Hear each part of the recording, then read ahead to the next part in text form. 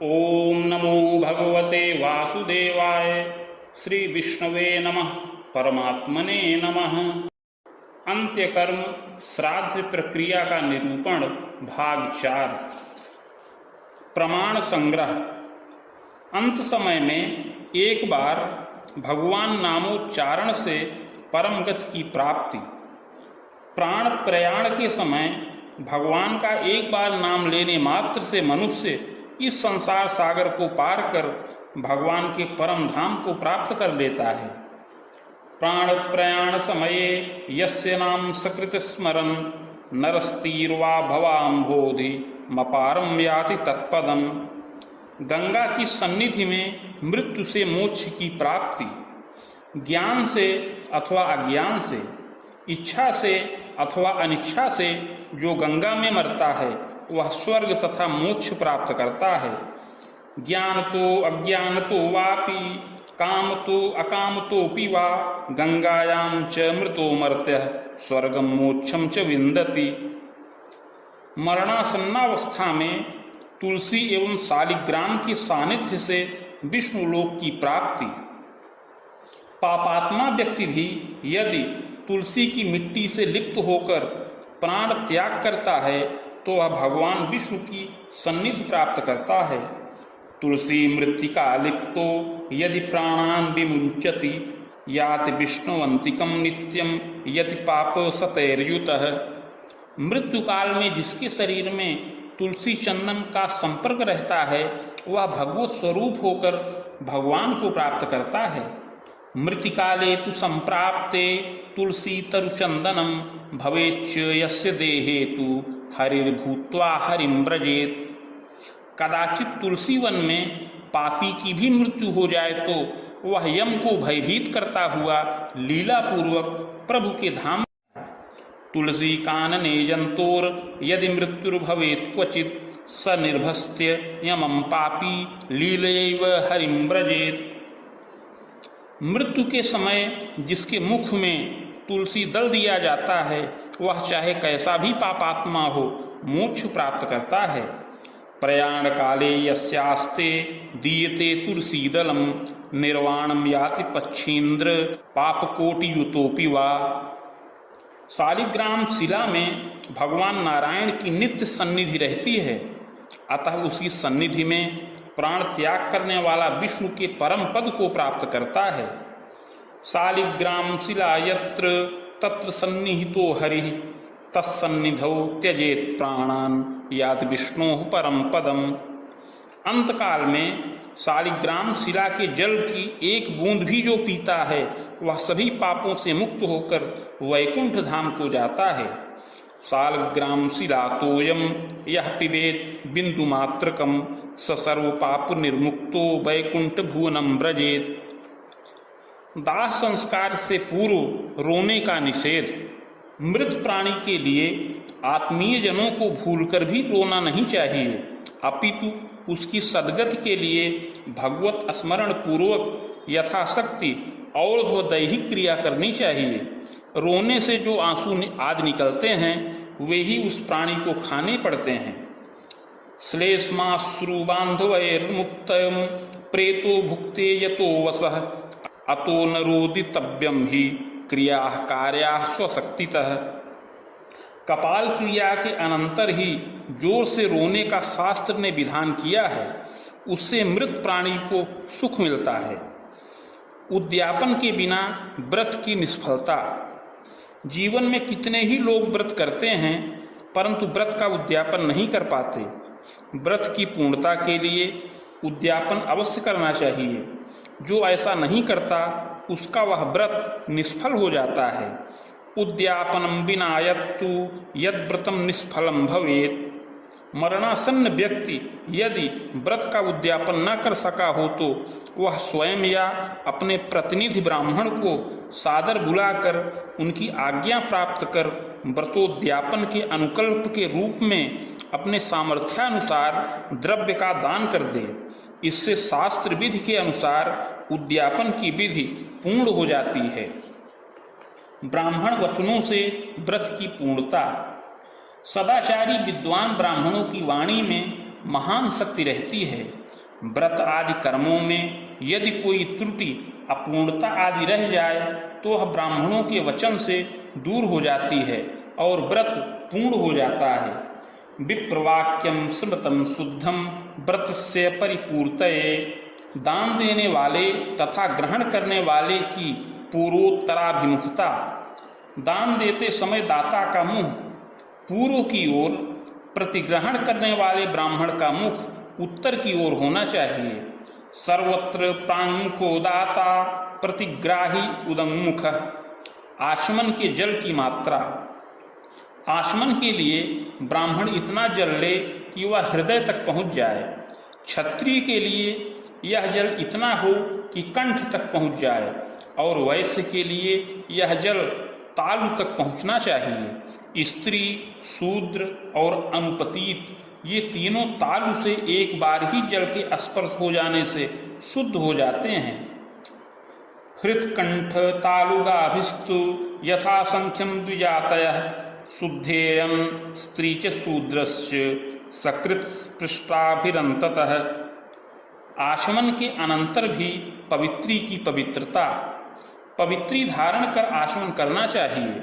आचमन करने से पवित्री जूठी नहीं होती, भोजन के अनंतर पवित्री जूठी हो जाती है। सपवित्रेण हस्तेन कुर्यादाचमन क्रियाम नोच्छिष्टम तत्पवित्रम तु भुक्तोच्छिष्टम तु वर्जयेत्। गोदान से जीवन भर के पापों का नाश।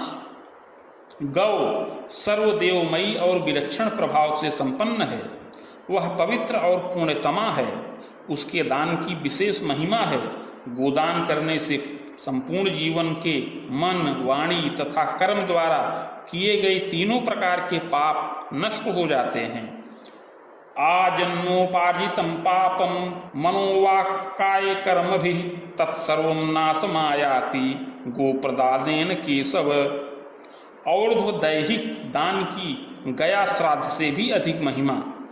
मरणासन्न अवस्था को प्राप्त, भूमि पर पड़े अपने पिता आदि के निमित्त पुत्र यदि शास्त्रोक्त दानों को देता है तो वह दान गया श्राद्ध तथा सैकड़ों अश्वमेध यज्ञों से भी विशिष्ट फल देने वाला होता है। दृष्ट्वा स्थानस्थमासन्न मर्धोन्मीलितलोचनम भूमिष्ठम पितरम पुत्रो यदि दानम प्रदापयेत्। और दैहिक दान की अवश्य करणीयता। जो अपने पिता आदि के निमित्त और दैहिक अर्थात मरणासन्न अवस्था में तथा मृत्यु के उपरांत दान आदि नहीं करता, उसके पितर अत्यंत कष्टपूर्वक यमलोक की यात्रा करते हैं। इसलिए अपनी शक्ति के अनुसार इन दानों को अवश्य देना चाहिए। और दैहिक दानानि यैर्न दत्तानि काश्यप महाकष्टेन ये यान्ति तस्माद् देयानि शक्तितः। सामान्य रूप से 10 विशिष्ट पदार्थों के दान को महादान कहा गया है। इन दानों के देने से जीव परलोक में सुख प्राप्त करता है। महादानेषु दत्तेषु गतस्तत्र सुखी भवेत्। जानिए 10 महादान कौन से हैं। गाय, भूमि, तिल, सोना, घी, वस्त्र, धान्य, गुड़, चांदी तथा नमक। इन 10 वस्तुओं का दान 10 महादान कहलाता है। यह दान पितरों के निमित्त दिया जाता है।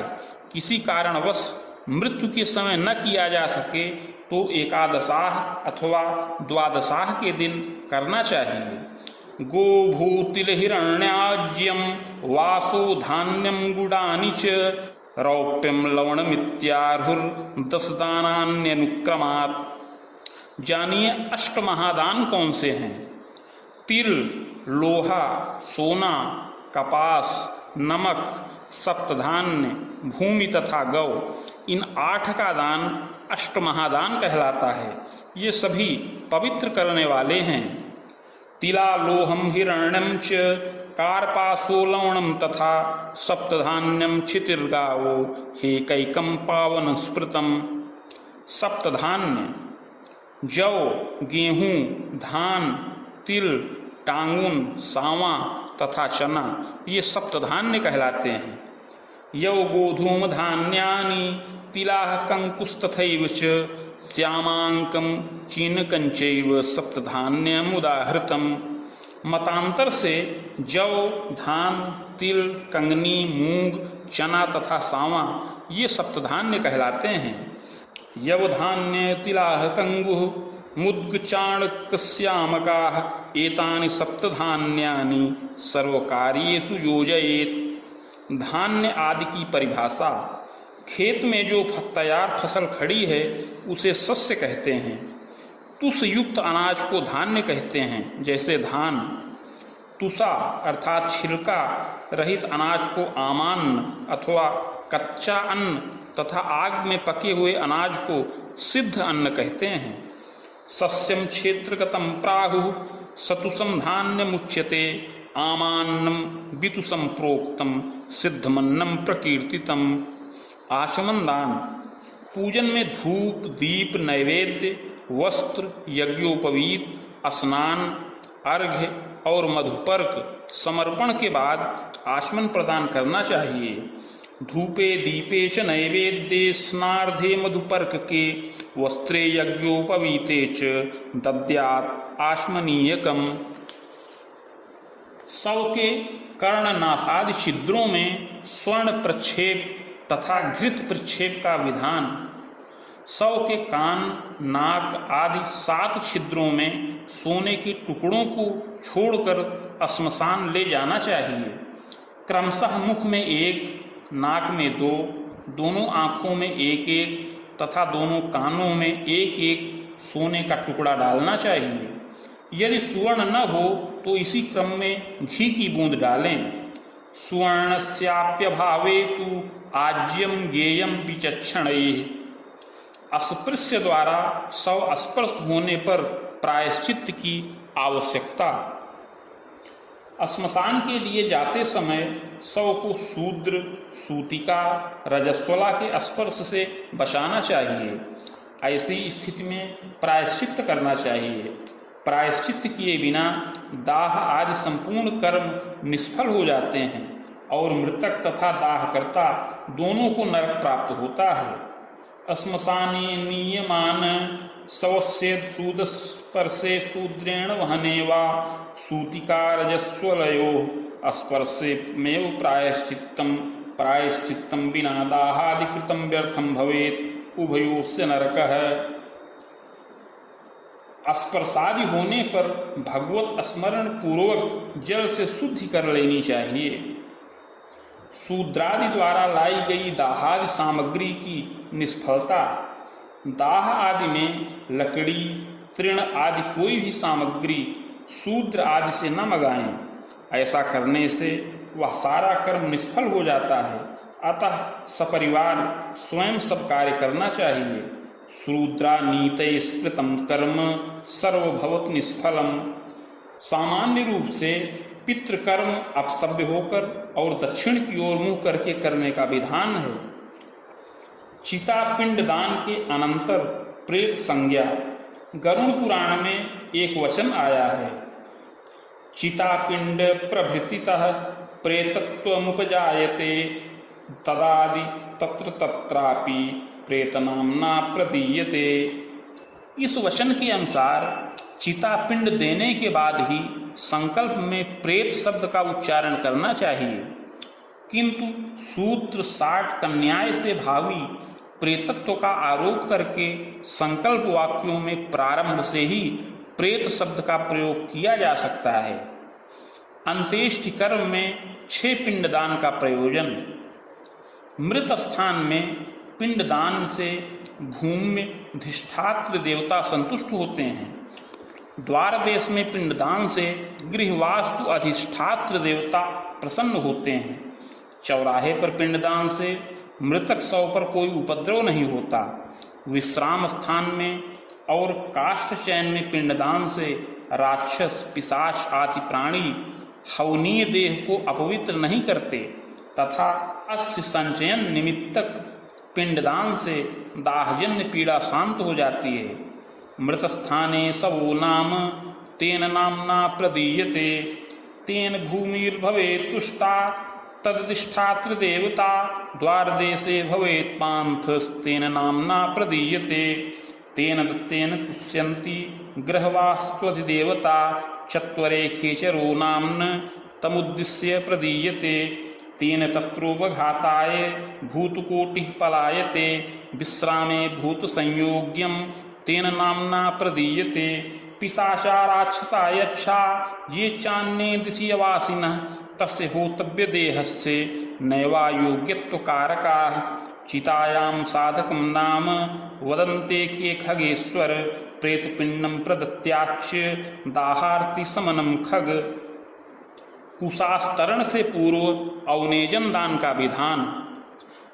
कई प्रयोग पद्धतियों में कुशास्तरण के बाद अवनेजन प्रदान करने की व्यवस्था दी गई है, वह भी विहित ही है, परंतु श्राद्ध के आधारभूत ग्रंथ पारस्कर गृहसूत्र तथा उसके भाष्यकारों के वचनों के अनुसार कुशास्तरण के पूर्व भी वेदी के मध्य खींची गई रेखा पर अवनेजन देने का विधान है।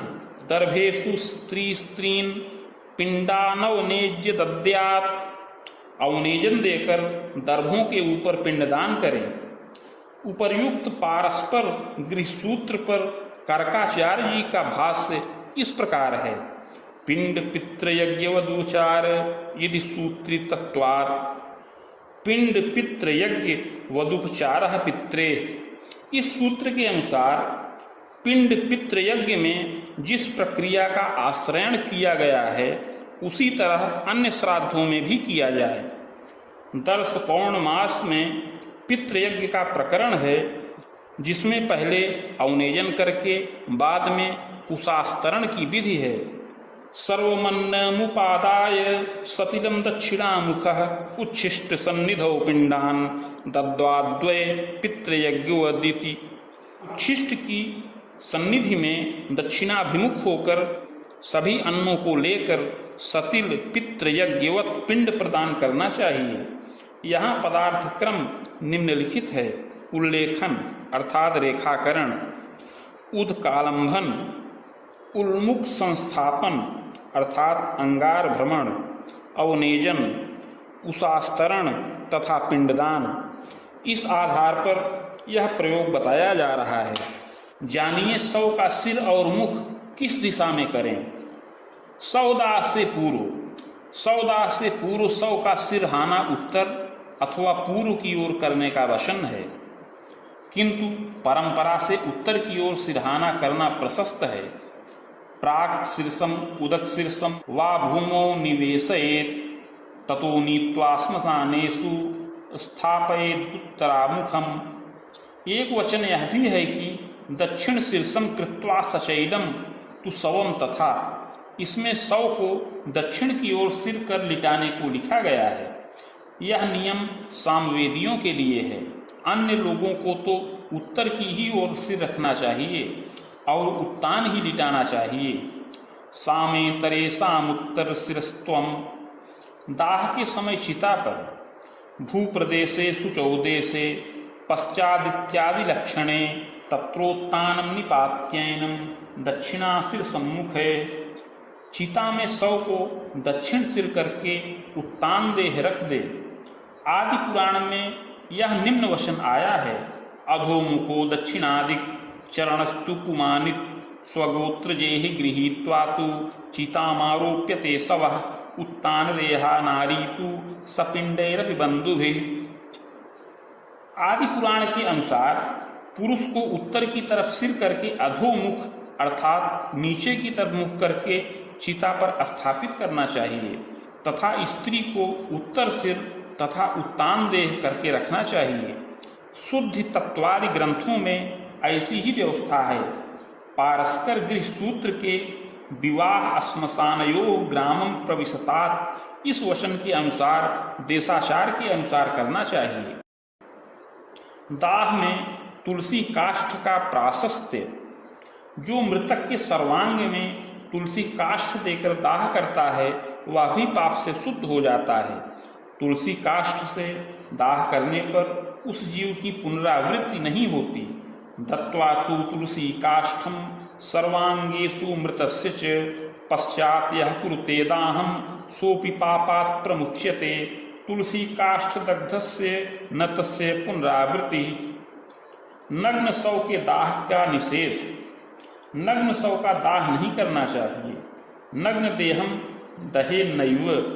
दाह के लिए निषिद्ध अग्नि चांडाल की अग्नि, अमेध्याग्नि अर्थात अपवित्र अग्नि, सूतिकाग्नि, पतिताग्नि और चिताग्नि को शिष्ट लोग कभी भी ग्रहण न करें। चांडालाग्नि मेधाग्नि सूतिकाग्नि करहिचित पतिताग्निश्चिताग्निश्च न शिष्ट ग्रहणोचितः। कर्पूर अथवा घी की बत्ती से स्वतः अग्नि तैयार कर लेनी चाहिए, अन्य किसी से अग्नि नहीं लेनी चाहिए। पंचक दाह और पंचक शांति। सूतक के अंत में सपिंडीकरण के पूर्व एकादशाह अथवा द्वादशाह को श्राद्धकर्ता को पंचक शांति भी करनी चाहिए।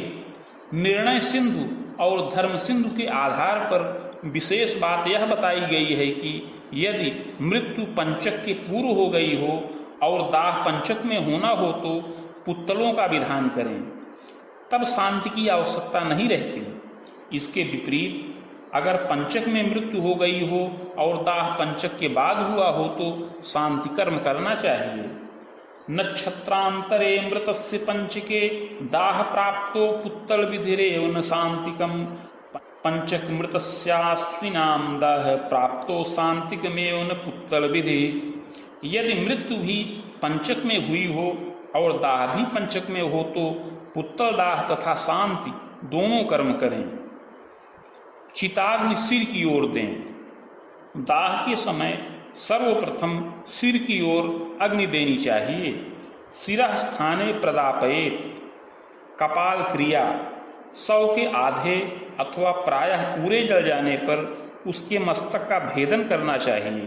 गृहस्थ की बांस आदि की लकड़ी द्वारा तथा यतियों की श्रीफल से कपाल क्रिया करनी चाहिए।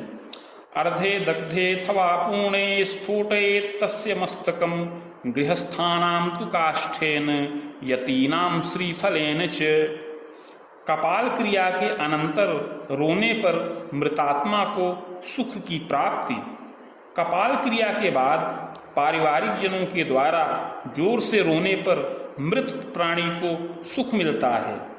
रोदितव्यम ततो गाढ़म येन तस्य सुखम भवेत्। शव की 7 प्रदक्षिणा। कपाल क्रिया के अनंतर दाह करता एक एक समिधा अर्थात एक बित्ते की यज्ञीय लकड़ी लेकर चिता की 7 प्रदक्षिणा करे और प्रदक्षिणा के अंत में क्रव्यादाम नमस्तुभ्यम कहकर एक एक समिधा चिता में डालता जाए। गच्छेत् प्रदक्षिणाम सप्त समृद्धि सप्तभिः सह। शवदाह की प्रक्रिया। अंत में शव का किंचित भाग अर्थात कपोत परिणाम अर्थात कबूतर के बराबर तक जल में डाल देना चाहिए। पूरा जलाना मना है। निःशेषस्तु न दग्धव्य शेषम किंचित त्यजेत ततः। गंगा किनारे दाह होने पर अस्थि विसर्जन। जहाँ गंगा के किनारे दाह संस्कार किया जाए वहाँ अस्थियों को तत्काल गंगा में प्रवाहित करने की परंपरा है। अस्थि संचयन की आवश्यकता नहीं रहती। गंगा में अस्थि विसर्जन की महिमा। 10 दिनों के भीतर गंगा में अस्थि प्रक्षेप करने से मरने वाले को वही फल प्राप्त होता है जो गंगा में अर्थात गंगा तट पर मरने से होता है। दशाहाभ्यंतरे यस्य गंगातोये स्थित मज्जति गंगायां मरणम यादृक् तादृक् फलमवाप्नुयात्। दाह के अनंतर गृह प्रवेश के पूर्व के कृत्य। बच्चों को आगे करके सभी शवयात्री घर की ओर बढ़ें, पीछे न देखें। दरवाजे पर आकर थोड़ी देर रुक जाएं, वहां नीम की पत्तियां चबाएं, आचमन करें। जल, गोबर, तेल, मिर्च, पीली सरसों और अग्नि का स्पर्श करें। फिर पत्थर पर पैर रखकर घर में प्रवेश करें। कुछ देर बैठकर भगवान का चिंतन करें और मृतात्मा की शांति की कामना करें। उस दिन खरीद कर अथवा अपने संबंधी से प्राप्त भोजन करें तथा अलग अलग बिछावन पर शयन करें। अन्वेक्षमाणा ग्राम मायांति रीतिभूता कनिष्ठपूर्वा निवेशन द्वारे पिचुमंद पत्राणि विदस्या चंपोदक मग्निम गोमयम गौरसर्पांस्तैलमालभ्यास्मशानाक्रम्य प्रविशन्ति इति संसृत्य गच्छेयुर्गृहं बालपुरं सराः विदस्य निम्बपत्राणि नियताद्वारि वेश्मनः आचम्याग्न्यादि सलिलं गोमयं गौर सरसपान् प्रविशेयुः समालभ्य कृतास्मनि पदं शनैः प्रवेशनादिकं कर्म प्रेतसंस्पर्शिनामपि कृतलब्धासना भूमौ स्वपेयुस्ते पृथक पृथक। दाहकर्ता तथा सपिंडी अशौचियों के लिए पालनीय नियम। सर्वप्रथम दाहकर्ता के लिए पालनीय नियम। प्रथम दिन क्रय करके अथवा किसी निकट संबंधी अर्थात ससुराल अथवा ननिहाल से भोज्य सामग्री प्राप्त करके कुटुंब सहित भोजन करना चाहिए। ब्रह्मचर्य के नियमों का पालन करना चाहिए। भूमि पर शयन करना चाहिए। किसी को न तो छूना और न किसी से अपने को छुआना ही चाहिए। सूर्यास्त से पूर्व एक समय भोजन बनाकर करना चाहिए। नमक रहित भोजन करना चाहिए। मिट्टी के पात्र अथवा पत्तल में भोजन करना चाहिए। प्रथम दिन अथवा प्रथम 3 दिन तक उपवास अथवा फलाहार करना चाहिए। पहले गोग्रास निकालकर तथा प्रेत के निमित्त घर से बाहर भोजन किसी को देकर अथवा रखकर तब भोजन करना चाहिए। सब प्रकार के भोगों का परित्याग करना चाहिए तथा दैन्य भाव से रहना चाहिए। कुटुंब तथा सपिंडों के लिए पालनीय नियम। ब्रह्मचर्य के नियमों का पालन करना चाहिए। सबको पृथक पृथक आसन पर शयन करना चाहिए। प्रेत के उद्देश्य से प्रतिदिन स्नान करना चाहिए तथा जलांजलि देनी चाहिए। मांस आदि आमिष भोजन नहीं करना चाहिए। शरीर में तथा कपड़ों में साबुन आदि नहीं लगाना चाहिए। केशों का मार्जन, पैर दबवाना तथा तेल आदि की मालिश न करें। क्षौर कर्म भी न करें। पहले, तीसरे, 7वें तथा 10वें दिन बंधु बांधव एक साथ भोजन करें। इससे प्रेत की तृप्ति होती है। मंदिर में न जाएं। देवताओं की पूजा न करें। देव मूर्ति का स्पर्श निषिद्ध है। दान और स्वाध्याय भी वर्जित है। किसी को न तो प्रणाम करें न आशीर्वाद दें। घर में प्रतिष्ठित देवताओं की पूजा किसी ब्राह्मण से या असगोत्री संबंधी से अथवा देवालय में भिजवाकर करवाएं। स्वयं न करें। दूसरे का भोजन नहीं करना चाहिए तथा दूसरों को भोजन भी नहीं कराना चाहिए। देशाचार की प्रामाणिकता। पारस्कर गृहसूत्र के विवाह श्मशानयोः ग्रामं प्रविशतात इस वचन के अनुसार शास्त्र की कोई स्पष्ट व्यवस्था उपलब्ध न रहने पर अथवा वैकल्पिक व्यवस्था होने पर देशाचार के अनुसार करना चाहिए। जानिए अशौच में क्या न करें। अशौच में संध्या, दान, जप, होम, स्वाध्याय, पितृतर्पण, ब्राह्मण भोजन तथा व्रत नहीं करना चाहिए। संध्याम दानम जपम होमम स्वाध्यायम पितृतर्पणम ब्रह्मभोज्यम व्रतम नैव कर्तव्यम मृत सूतके। आशौच में की जाने वाली संध्या का स्वरूप। यद्यपि सामान्य रूप से आशौच में संध्या का निषेध है, किंतु नित्य कर्म होने से वह प्रतिदिन करणीय है। आशौच में संध्या की विशेष विधि है। आशौच की संध्या में प्राणायाम मंत्रहीन करना चाहिए। मार्जन मंत्रों का मानस उच्चारण करके मार्जन कर लेना चाहिए तथा गायत्री का सम्यक उच्चारण करके सूर्यार्घ्य देना चाहिए। सूत के मृत के कुर्यात् प्राणायाम मंत्रकम तथा मार्जन मंत्रास्तु मनसोच्चार्य मार्जयेत गायत्रीं सम्यगुच्चार्य सूर्यार्घ्यम निवेदयेत। अंत्यकर्म श्राद्ध प्रक्रिया निरूपण में प्रमाण संग्रह का शेष भाग अगले वीडियो में बताया जाएगा। ओम नमो भगवते वासुदेवाय।